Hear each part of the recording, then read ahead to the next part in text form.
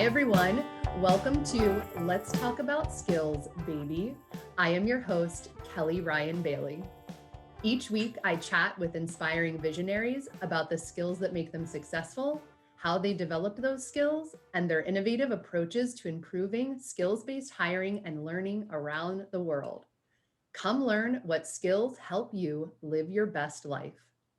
This week, I'm joined by Mark Sparvell. Thank you so much for joining us, Mark. Cheers. I'm a little jealous. I should have had a coffee ready and waiting. I already had a double this morning, as we discussed, the sleep-in day.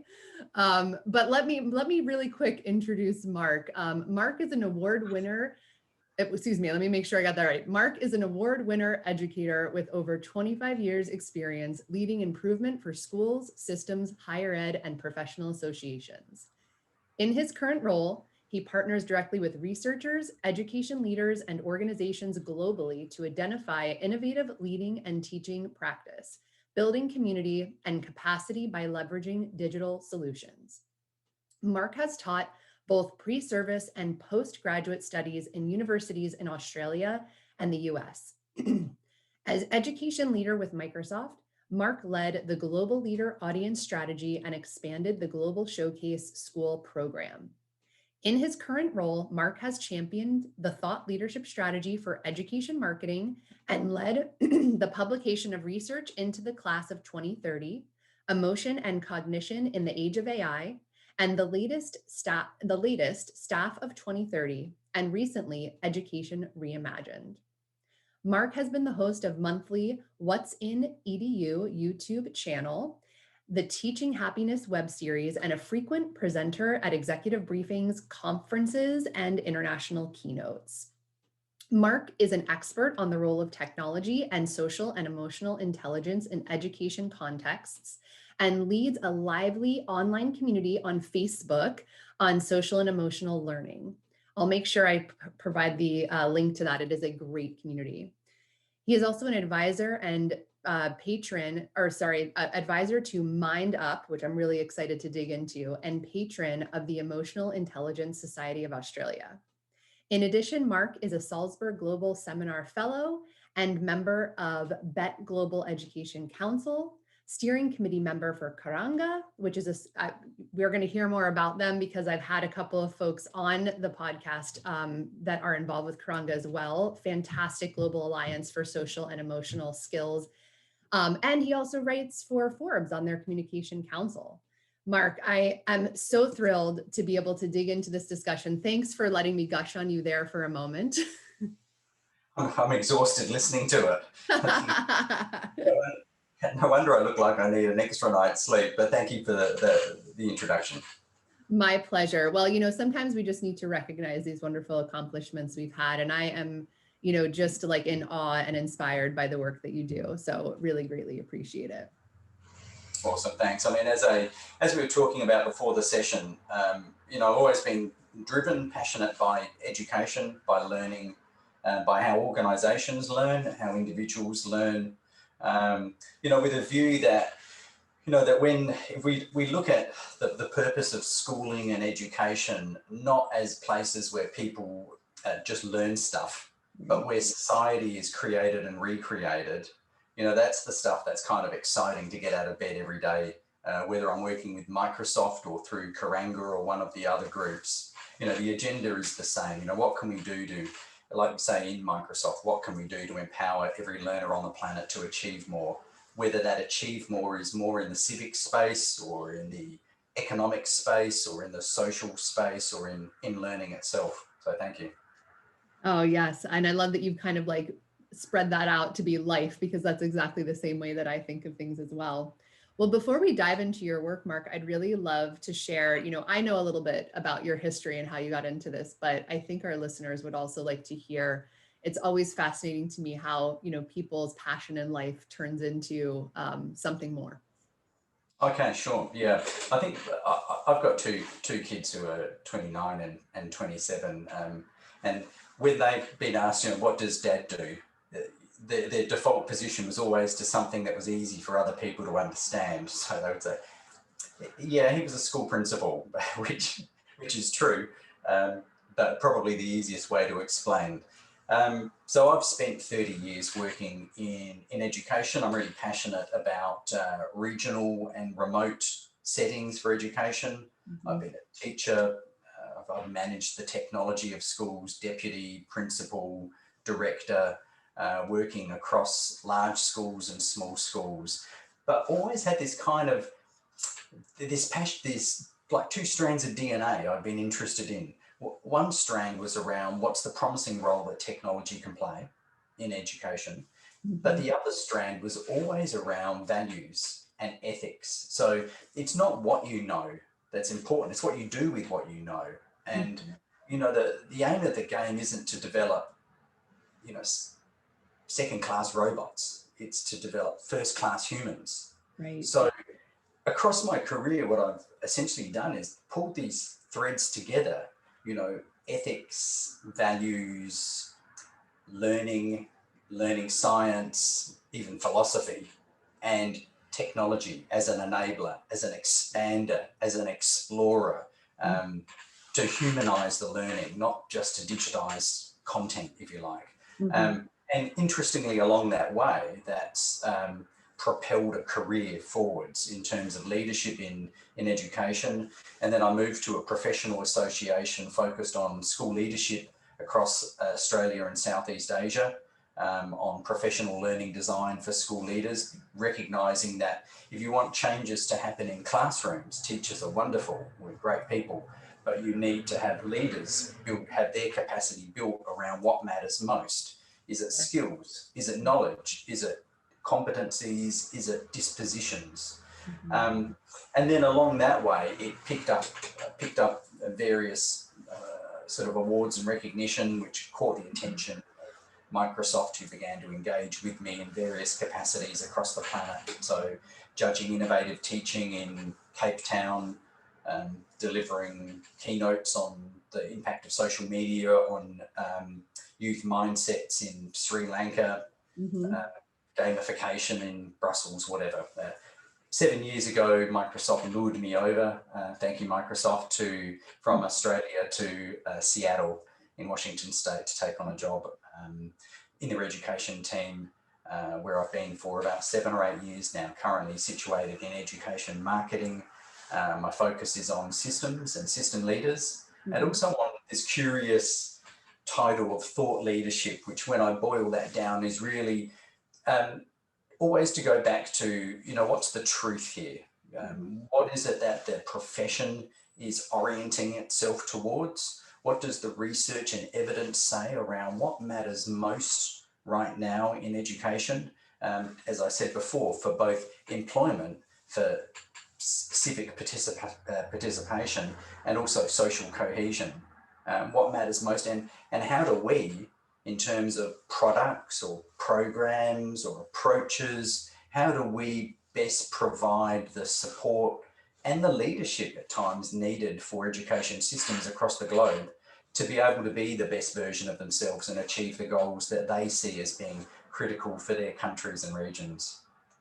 I think what I'm hearing is that really, like, you being able to join an organization like Microsoft is really allowing you to scale these thoughts that you had in a way that might have not. I'm the luckiest guy in the world, and forever grateful. The good thing is there was this kind of values alignment, and you know, we know from research, I'm not Gen Z, sorry, but we know from research that we've conducted into Gen Z, that values alignment within organizations is what draws them to employers and allows them to retain those employees within those organizations. And, you know, Gen Zs have said 1 million times in various surveys, you know, there's not a values alignment, we're probably going to walk. Interesting. And for me, way from a Gen Z, way from a Gen Z, that values alignment drew me. You know, when Microsoft said, empower every learner on the planet to achieve more, the every learner jingled my equity dingle. When learn more was said, not know more, but learn more, that focus on the process of learners and learning, not on teachers and teaching, really kind of, you know, was the agenda that I'm passionate about also. So for me, it's been this kind of this nice coming together. My values and passion around education, Microsoft's core mission, and also then the flexibility and the opportunities that have been provided for me to be able to grow, and also in doing that, mentor others who are entering into the organisation along the way, which is really exciting. How how we approach that whole business of induction and bringing in new staff. So yeah, this is definitely the dream. Well, Mark, is there some point in this journey of yours where SEL, social emotional learning, really just grabbed you? Yeah, absolutely. I'll go back to an interview I did a couple of weeks ago when somebody said, so Microsoft has been, big into social and emotional learning, the process by which we develop those specific social and emotional skills, for a couple of years now. And I kind of said, well, longer than that. Curiously, when I started in the company, we built out a framework for whole school and whole system transformation called the Education Transformation Framework. And this was 8 years ago. And we've used that across the planet to help whole systems improve themselves, reimagine themselves. And one of the critical components in there has always been social and emotional skills. So that's interesting. It's always been a part of, again, this is why I enjoy working so much in the company. It's always been a part that we recognize that in order to improve a system, whether it's a digital strategy we're seeking to improve, a cultural shifting teacher practice, whatever, it's an interdependent piece of whole system improvement, and that you need to consider really carefully, because as we know, emotions are the gatekeeper to motivation, to cognition and attention. They matter greatly. And what we've seen over the last 8 years, and certainly accelerated in the last year, that they're now a fundamental consideration, not an ornamental consideration. But for me, the cell thread goes back to my work 30 years ago which has been non-stop around values education, around ethics, around how identity is shaped. And it seemed obvious back then, and it is obvious, and the research backs it up. No great findings from Sparvell here. As I say, you take from one person, it's stealing, but you take from many, it's research. Right. So the research that I've kind of wallowed in has made it very clear that the development of social and emotional skills, the consensus exists around that.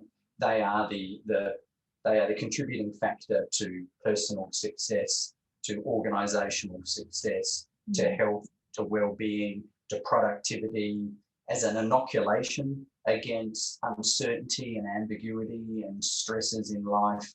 They must be considered. In fact, the Aspen Institute over here in America published that amazing research piece in January this year, January the 14th, which clearly stated, social and emotional learning and academic success, not either or. If you want this, you've got to have that. And, we did some research a couple of years ago with McKinsey and Company, the class of 2030, and life-ready learning, not college-ready learning, not work-ready learning, but life-ready learning. Yep. And we looked at those high-performing education systems across the globe, and we were curious about what they enshrined within their national curriculum. And certainly there were commonalities around content areas, because content's knowledge is important. And that's the sort of the know what, if you like. But what was also interesting was the specific social and emotional capabilities that high-performing countries had were also the same. So where national curriculums had these as non-negotiables, Singapore, New Zealand, Australia, Finland, where they were very clear that this was as important. The status of these skills was equal to your maths skills. Funnily enough, they're all sitting in the high performing because there's no surprise. If you want to collaborate, and we know collaboration is important, everybody talks about it. It's, as I would say to pre-service teachers, collaboration is more sophisticated than sharing a pencil pot. That's sharing. Right. And taking turns is not collaboration. Right. Collaboration is complex.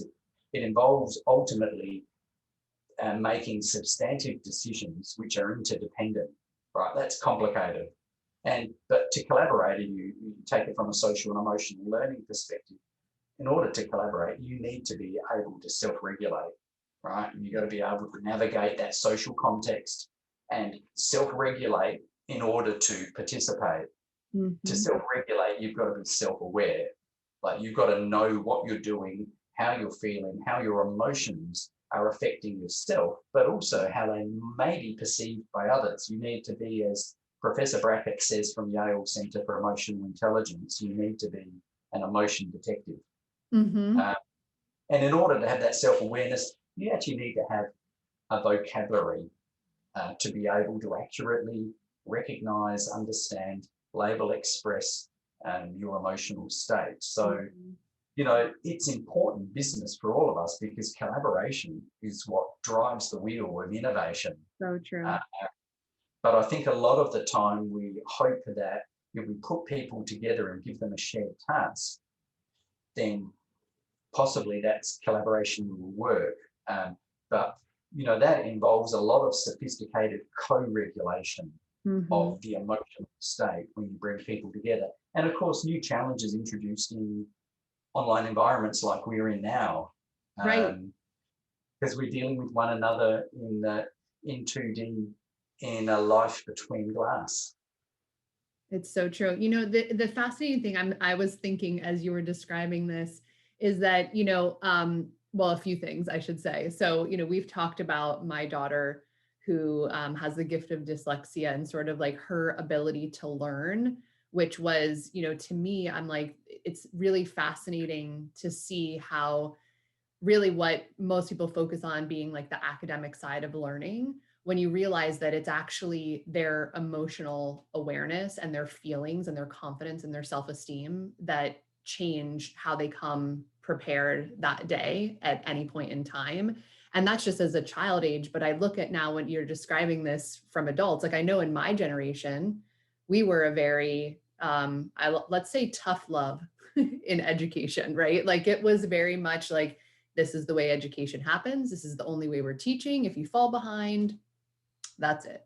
And it's when you see in a workplace, I don't know if this is right, like every generation, I'm curious your thoughts on this in the US versus out of the US, right? But when I think about collaboration now in the workplace, when we haven't been, the focus on those types of skills did not happen in our early education. And quite frankly, did not happen at any point in my education until I decided to go after that myself. And so when you think about people in the workplace, like how are they able to come ready to collaborate when their natural instinct is like competition? I need to win.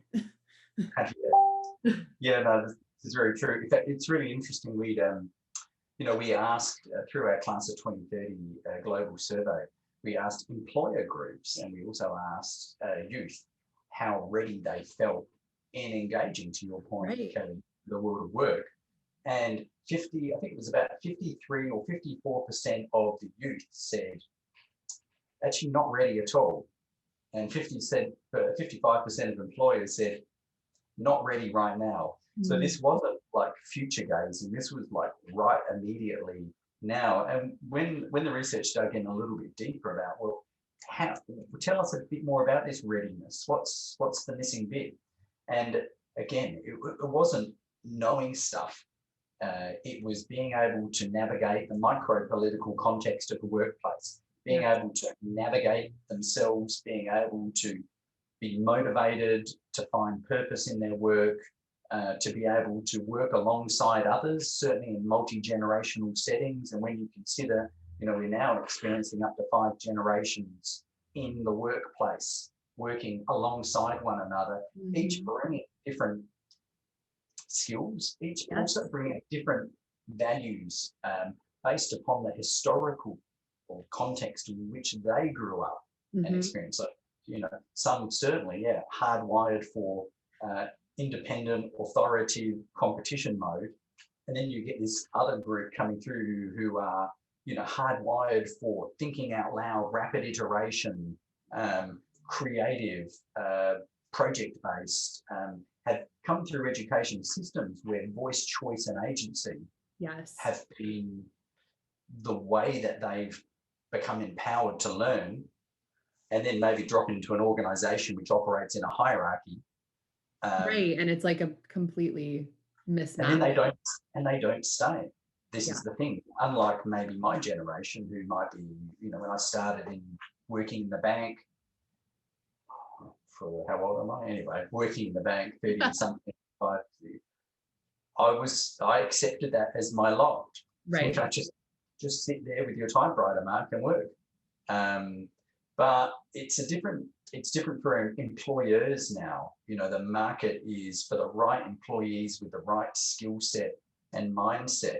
You want to attract them, you want to retain them, and you obviously want to train them to get the best out of them. But you will also, beyond that, you want to lever off the inherent values that they bring. I say in education, we know we've got a crisis, right? We know that across 2030, the decade of 2030 globally, we need up to 69 million additional teachers globally. Yeah. We know that on average, by the end of their second year out teaching, 40% are thinking of leaving the profession, and 10% have already decided to leave the profession. And it's not what are some of those reasons? I'm just curious, because we're going through right now with everything that's happened through COVID. Like, we're having a teacher shortage in my community. And so, it's fascinating how that's been handled at various ages, but I'm curious to know what some of these teachers, or if that's part of the research, what some of these teachers may have mentioned were the reason. Yeah, it is interesting because, teaching varies wildly across the globe in terms of its status within countries, but the research is reasonably stable around that drop-off rate. Even from Japan to Australia, it's about that amount, right, for the drop-off, which is interesting.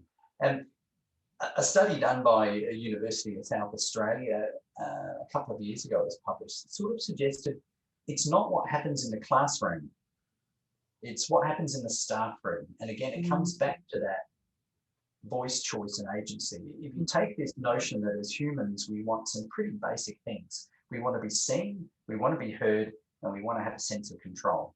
Like, seen, heard, have a sense of control.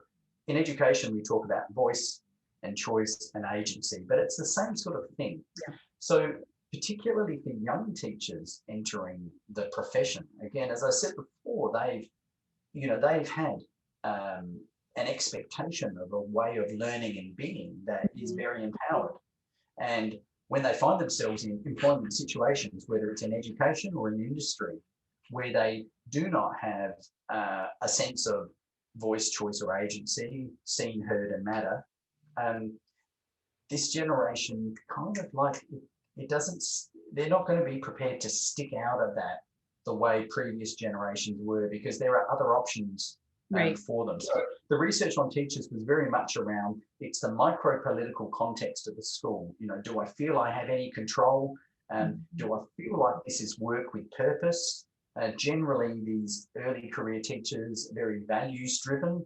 They have high expectations.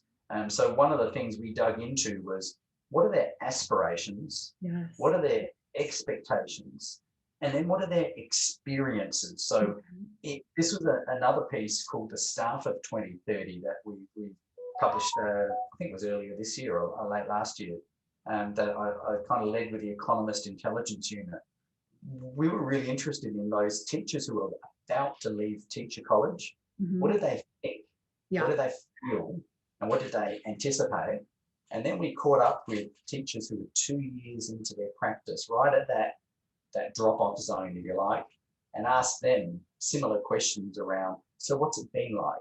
What's your experience? And again, it came back to, again, not to do with the classroom, to do with, and then you've got COVID thrown in.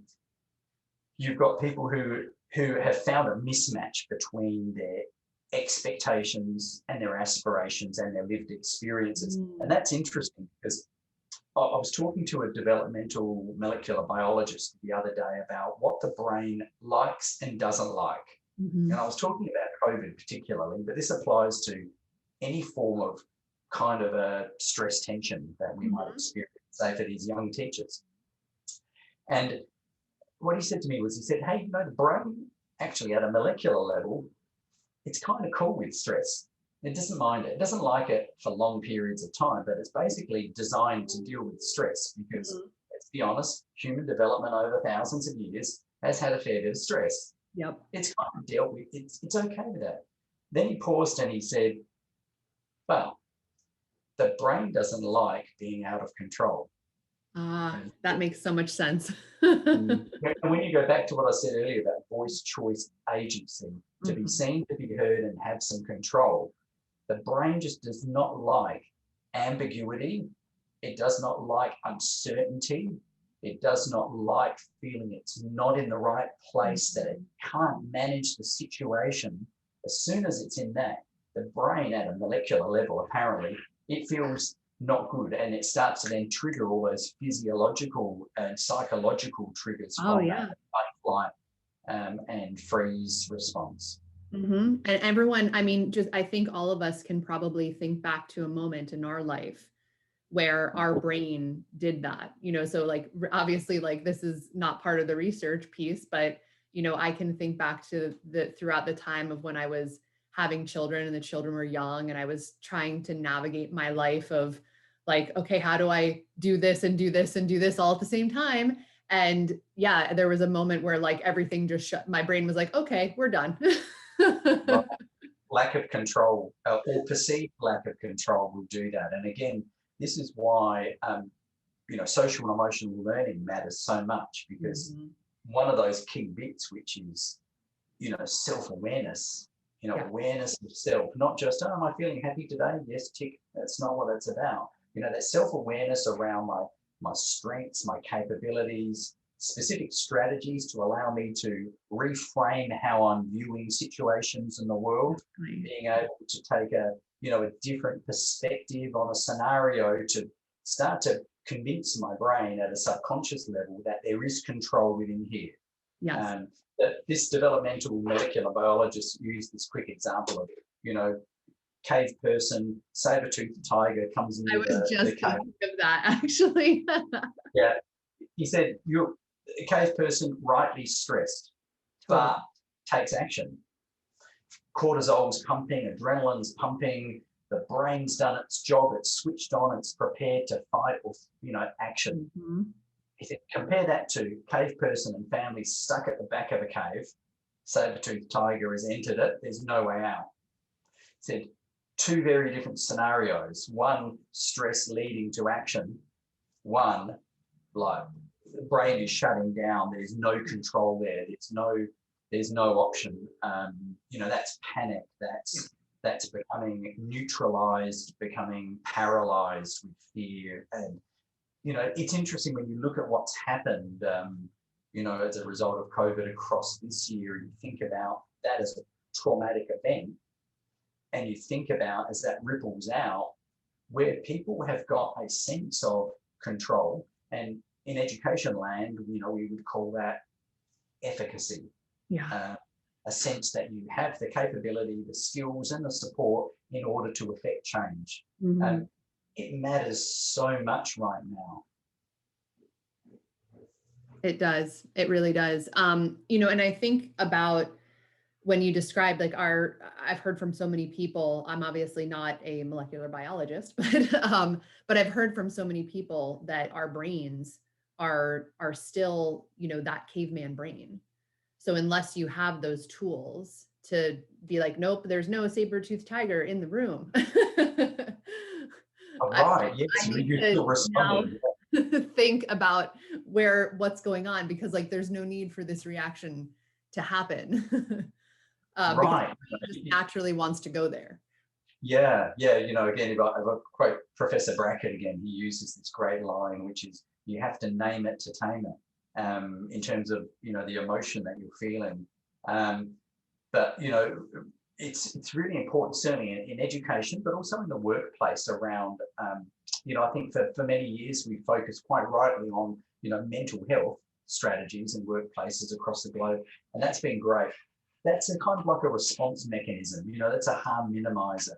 I Mhm. think a focus on developing emotional intelligence for hiring managers, for Oh, all staff. yeah. This is to make it intentional and not accidental, and to to embark upon that earlier rather than later. This is both it's preventative for It's harm, true. but it's No. also developmental in that you end up with greater productivity, less staff absence, people feeling connected and purposeful. And one thing we know from the work of sort of neuroscientists and our own research is where people can find purpose and passion even in their work, regardless of what that work is, where they can see that their contribution matters. And I'll go back to be seen, to be heard, and to matter, to Yep. have control, where people can see how their contribution ladders up more broadly to an organization, whether it's a school, a classroom, or Microsoft. It kicks in you this capacity to work and enjoy the work and to get into the That's flow. And I was talking to somebody yesterday who had a terribly boring task. Guess what? It happens, right? Yep. Life isn't all about entertainment and enjoyment. It's not always naturally engaging and fun. And I say that to kids sometimes. Well, it's not. But she had this task to do, and I said, well, how did you to tackle that? And she said, well, I just had to change it around in my head that and find the thing in there that was kind of interesting and set it as a little personal goal that I would get that and fill that in and do that. And as she was explaining it to me, I thought, yeah, that's somebody who very intentionally is drawing on a strategy of positive reframing. To your point earlier, if you don't have those intentional strategies, if you're not taught them, Mhm. then you run the risk of being held captive by your emotional responses bubbling away inside you, subconsciously affecting your perception, bias coming in, and at times physical responses coming in, which then paralyze you and you feel you're out of control and the saber-toothed tigers at the cave door. Right. It's so true. Well, tell us, I also want to hear a little bit more about, you shared with me the foundation, Goldie Hawn's Foundation that you're working with now. And I just think it's such a fun, sort of like twist for you. Like it's the same sort of style, but like how this came about. I'd love to hear a little bit more about that too. Yeah, absolutely. Yeah. So MindUp, the foundation that Goldie Hawn's set up a long time ago, like I think it was 17 or 18 years Wow. ago, to explore mindfulness.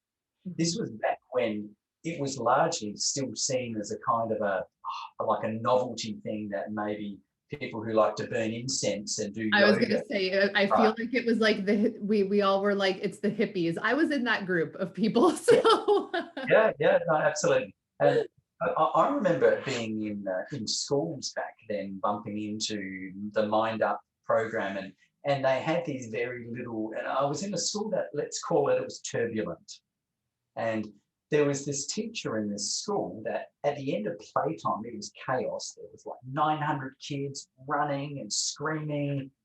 In terms of an emotional energy, it was on the unpleasant side of the scale. yeah. In the middle of this chaos, though, there was this teacher with this little ring of grade twos all standing in a circle, perfectly quiet every single day. She'd been using MindUp Interesting. program, and she instilled in these students that you could, again, go back to our commentary about control, that there are some things you could control within the chaos and the ambiguity and the uncertainty and the yelling, and that's yourself. Managing emotions isn't about suppressing them. It's about recognizing them, and then it's about taking action rather than having action taken unconsciously. Yeah. So I was intrigued by MindUp back then, and fast forward, obviously I'm interested in emotional intelligence, social and emotional learning. I've been aware that it's been a program earlier on this year. Um, we touched base and hopped on a call with Goldie and her team, Carrie, and just wondered whether Microsoft, because we've had such a strong focus on social and emotional learning for the last 7 years, and certainly heightened that in the last 3 years, wondered whether we might collaborate on a 5-part series, specifically on mindfulness, given the context right now, and bring in some experts to chat with Goldie and to chat with other hosts around this topic. So that's what we kicked off, 5-part series. Goldie and I co-hosted the second one, which was specifically on remote learning. So there's learning between the glass.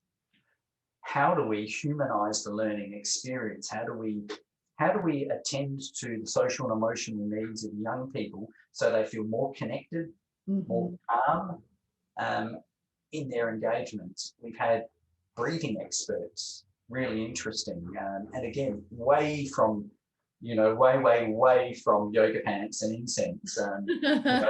People that were talking about what happens in your gut in terms of your gut biome as you engage in deep breathing, and also what obviously happens and can be viewed in MRI scans in your brain as you again start to control. We've had Dr. Jean Clinton talking about joy and love. We've had just this non-stop run of absolutely fascinating experts. The last episode ran live yesterday, but all 5 are available free and on demand.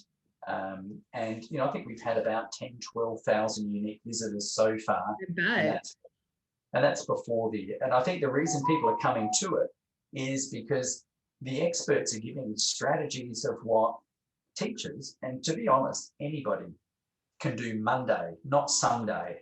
You don't need to be doing this gigantic course, this huge program. But, on the episode 2 that Goldie and I co-hosted, we reached out to educators across the planet. So we had kindergarten teachers from, let's say Poland. We had, high school teacher from Australia. We had people all around the world just basically saying, here's one thing you can do Monday to make a difference. And I think that's why they've been successful and a lot of fun.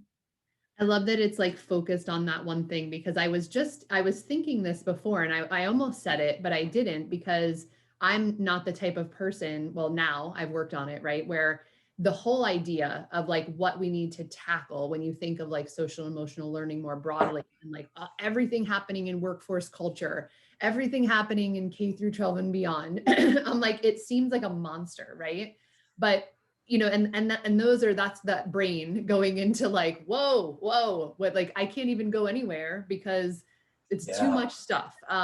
And then it's like, no, actually, it's just, here's one thing.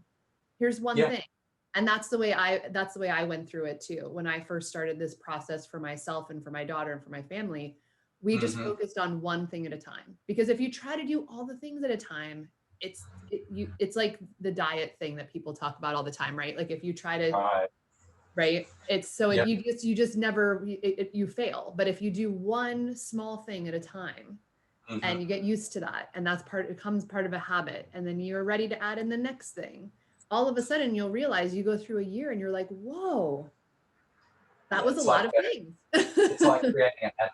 We did some research, Microsoft did some research with the Economist Intelligence Unit 2 years ago called, not surprisingly, called Emotion Cognition in the Age of AI.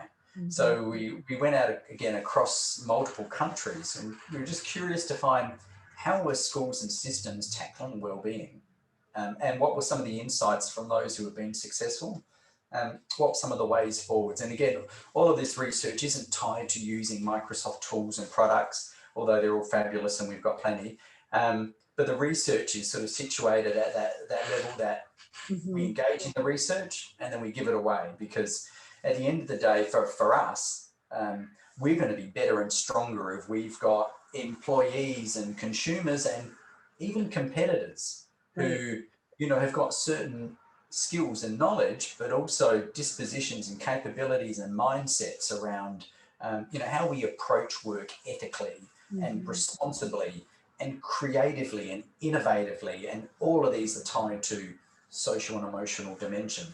But the research, emotion cognition in the age of AI, certainly found that social and emotional learning programs or approaches are most impactful when they're naturally embedded and infused through culture, through the way we do things at our school or our institution. Mm-hmm. They can be programmatic, that there runs a risk that it becomes disconnected. Kids don't like hypocrisy. In fact, adults don't like hypocrisy, but Right. we will learn it from people. So the challenge is obviously you can't have a teacher delivering a social and emotional learning program on, hey, everybody, we're But all they're doing not living it out. yeah, yeah, we're all doing respect on Monday, and yet the school has got systems and processes in place which are clearly not demonstrating, respect, or the teacher isn't. That you Yeah. get that mismatch, and that's confusing. So the research certainly found that where approaches and ways of engaging were part of the school vision, and were lived through the educators. And I get the great pleasure of visiting schools across the globe, apart from now, but even now I'm doing it through Teams video Yep. meetings. And you can always, behind every high performing school or You system, know. you're going to find amazing leaders who get that skills matter, that get that cognitive skills matter, social and emotional skills matter, critical knowledge matters, mindset matters. You'll Mm-hmm. find that, and then you'll find that lived through the staff that they've worked with and built capacity with. And then, not surprisingly, you'll sit in classes like I do all of the time and go, I just want to stay here all day. Yep. It's like And it's it's a not that fun place to be.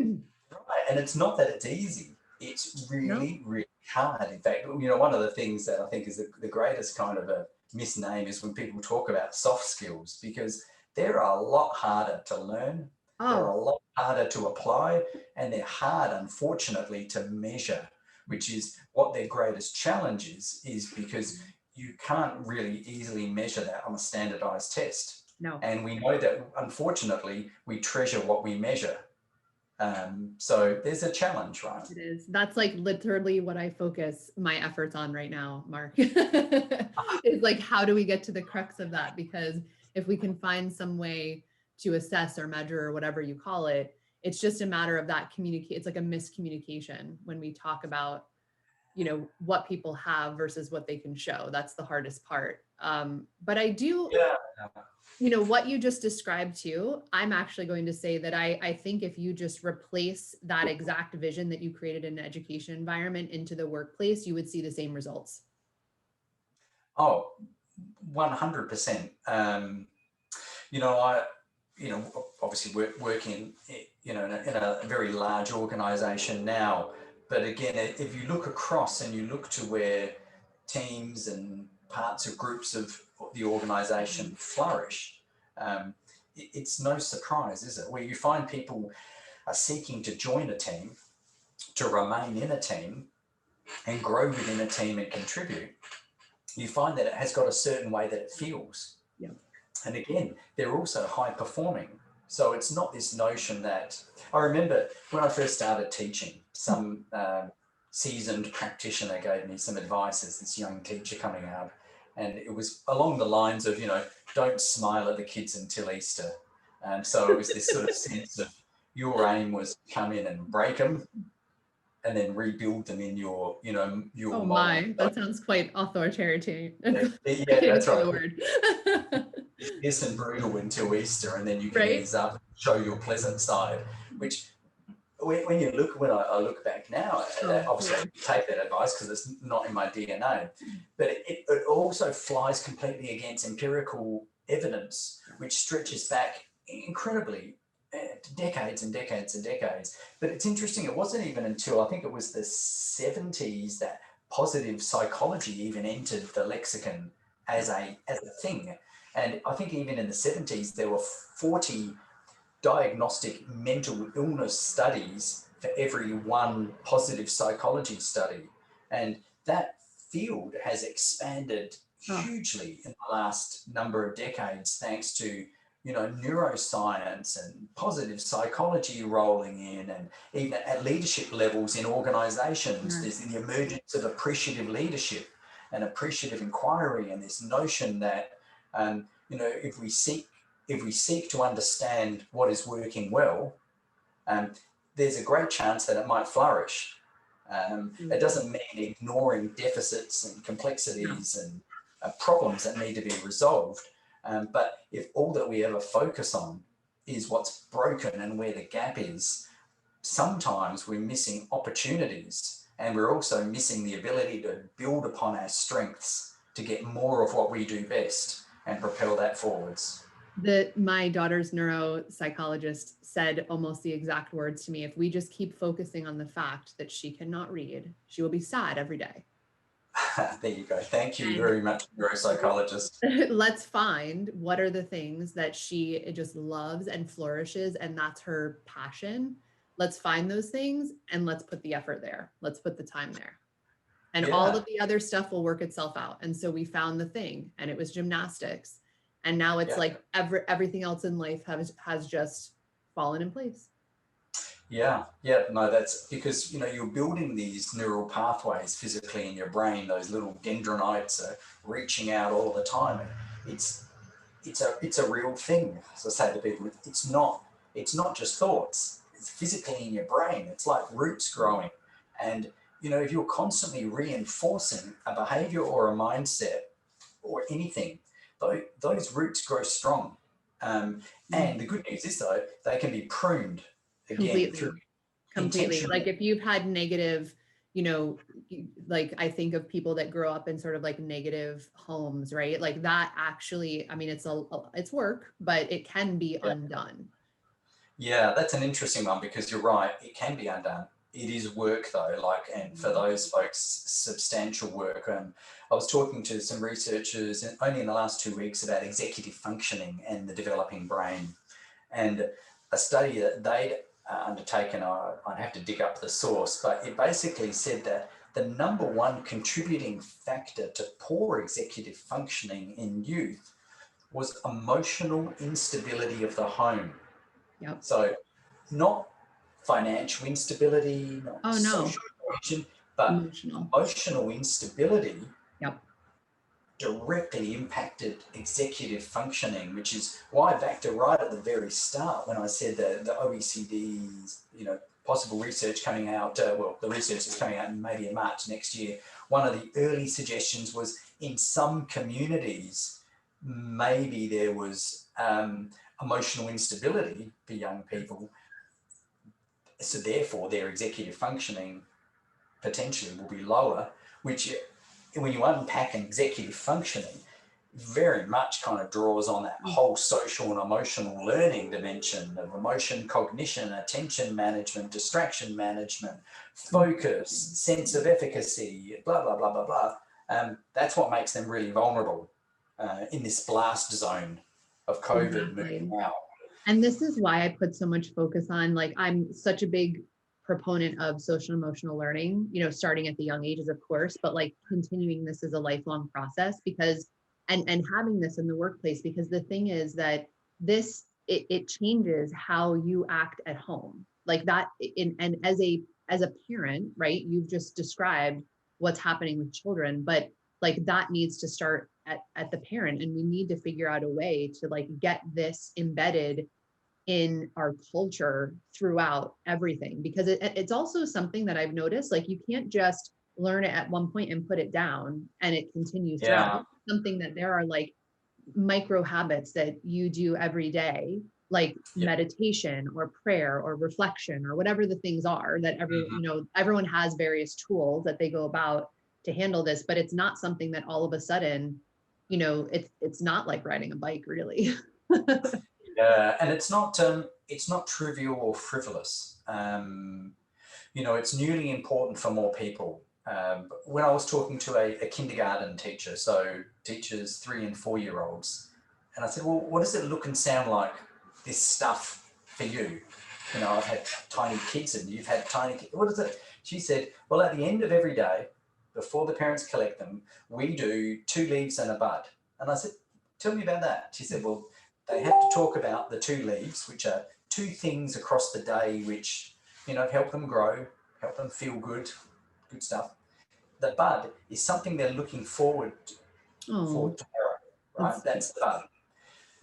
When you think about what's happening with that kind of mindset shift at the end of the day, I mean, every adult should do that, right? Like completely. we would call Those it grateful exercises. That's like the most important part of my day. I know. right. And if you translated that into a business, you'd say, oh, we're talking about hindsight, insight, and we're talking about foresight. But we're also, because she's used the bud, Yes. it's also putting in place a very intentional sort of positive mind shift. And it's like a visual image in the mind too, when you put something like a word like bud to it, because you automatically, it like makes this warm connection. Promise.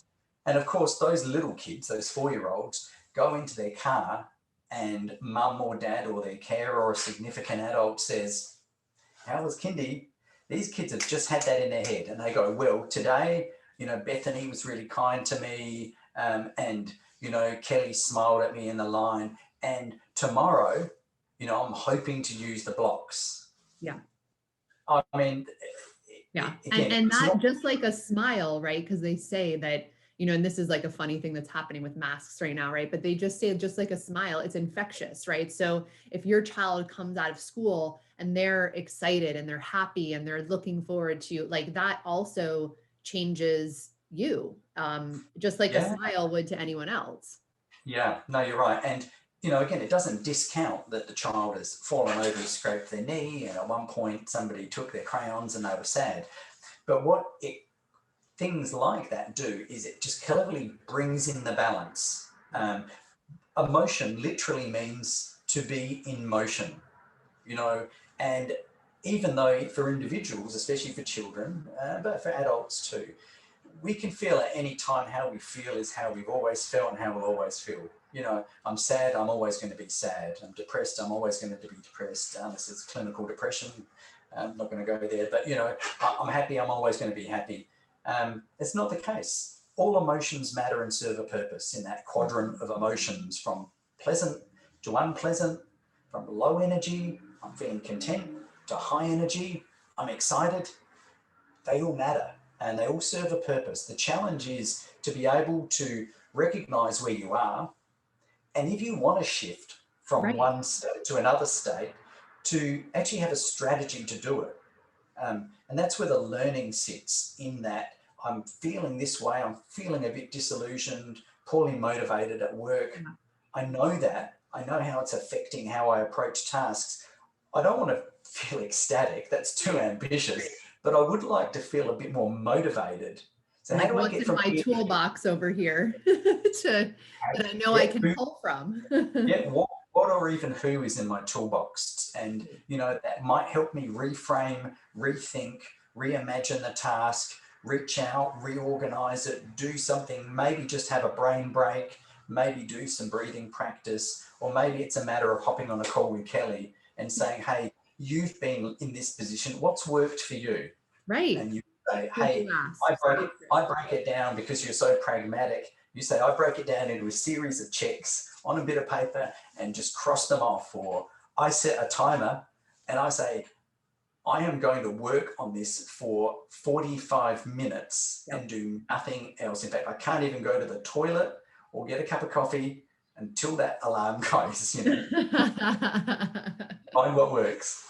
No, and it's so true. While we're on tools though, like, I know we've gone a little over time, so I appreciate you hanging in here, Mark. I hear your, probably alarms for calls that you're supposed to be on. So I apologize for that. But I wanted to leave one last moment for two things. One being, I know there are some tools that Microsoft, like you've been working on with Microsoft. I've seen the announcements come out that I'd love for you to have a moment to just quickly chat about. And then the second piece is, I wanted to leave you space to give sort of like your parting thoughts. It's a completely open-ended, what do you feel like you want to leave us with? But I'll give you a little heads up on that, so I don't just ask and expect you to answer. Yeah, no worries, Kelly. So a couple of things. One of the things that we talk about a lot is, what are the new future ready skills? You know, in the past, I guess, really, it's only in the last maybe 5 years, largely that agenda has been really focused around what are the technical skills to the digital economy.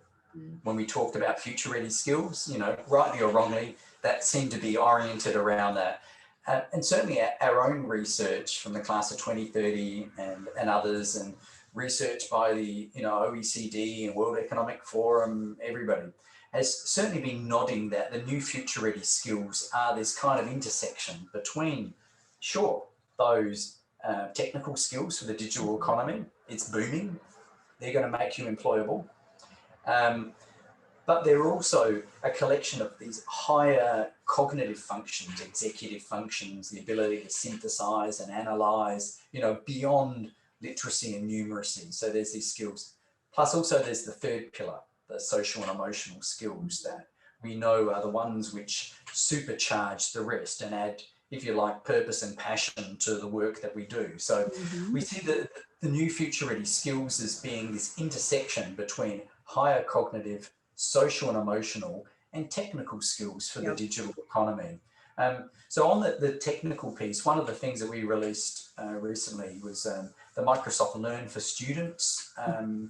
I'll call it a program, but basically it's a collection of self-paced digital resources to build skills and foundational understanding in technology. So this is directly addressing that technical skills for the digital economy piece. So students can develop skills on technologies like cloud, artificial intelligence, data science, really interesting cognitive services. They can experience sort of popular university courses.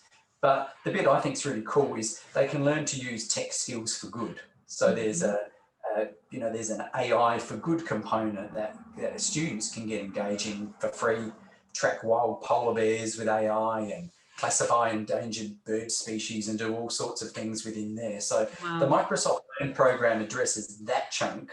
Plus also, and I'll make sure you've got the link, the social and emotional piece is the piece that we've got probably equally expansive amount of resources for, drawn from experts, packaged up research, programs, courseware on the Microsoft Educator Center for free, MindUp's on-demand courseware, which I think is really interesting that, you know, that we've kind of got these offerings, if you like, that can help, you know, not the full solution, but can help educators and parents who are working with students to go, great, we know we need technical skills for the digital economy. Can we get some stuff to help? Yes. Is it free? Yes. Is it across all platforms? Yes. Need some stuff to help really better understand what's going under the hood when it comes to motivation, distraction management, attention. There's some stuff here. And in fact, specific parent courses are coming out, I think in January. I've been working with the group that are developing it specifically for parents and caregivers around social and emotional learning. And then of course you've got the other pieces of the pillar. But I just wanted to flag that specific social and emotional support, specific support through Microsoft Learn for building those important skills, because at the end of the day, you know, we want young people to be able to get a job, to keep a job, or to create a job. Because you know, we know that ultimately, if we want young people to be active and informed citizens who are capable of making ethical and responsible decisions and contributing purposefully and positively to society, you know, they need this beautiful blend of these new future-ready skills. That is absolutely wonderful. Now, I know this wasn't your last parting thoughts, but it was so lovely. So, but well, that could be it. But no, I'm happy if you would also like to share anything else with our guest or our listeners, excuse me, just to end us off. Let me know. Yeah, look, absolutely. I mean, one thing as a shameless plug, I would say, I founded a group, a Facebook group on social and emotional learning. It is social and emotional learning in education, but it actually crosses into business, academic life, and family life.